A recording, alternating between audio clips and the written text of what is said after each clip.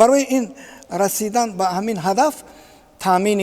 امنیت ozuqavorӣ حکومت تاجیکستان چندین لایحه‌ها برنامه‌ها را قبول کرد. پیش از همه این قبولی استراتژی ملی رشد برای دوره تا سال 2015 استراتژی بلند برداشتن سطح نیکاحوالی مردم تاجیکستان برای سالهای 2013-15 برنامه میان مهلت رشد جمهوری تاجیکستان برای سالهای 2016-2020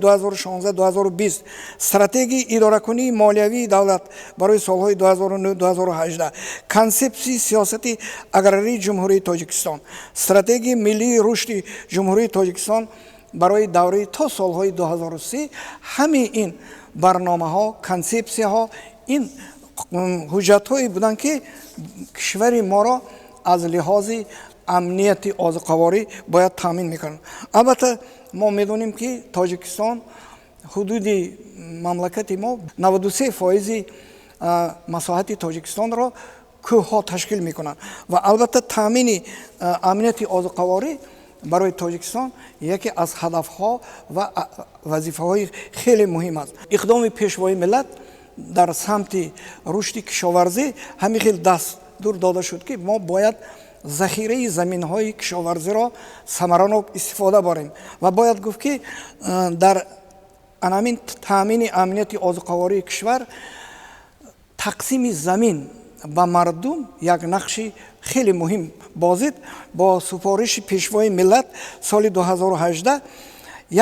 در 170,000 گکتار زمین‌های آبی کشتی تراماهی غله‌دانه گذرانده شد و عموما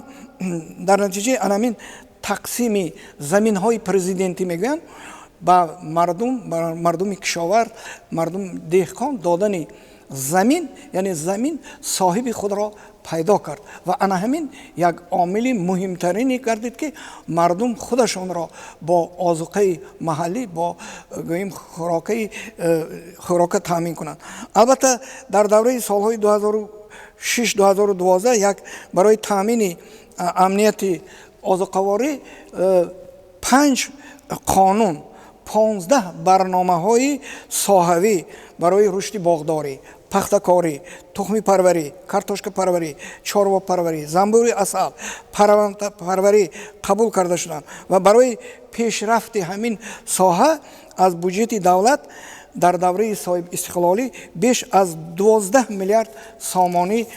پول روانه کرده شد در سمت همین امنیت ozuqavorî کشور. این یک کار بزرگ است و باید گفت که در همین سمت هم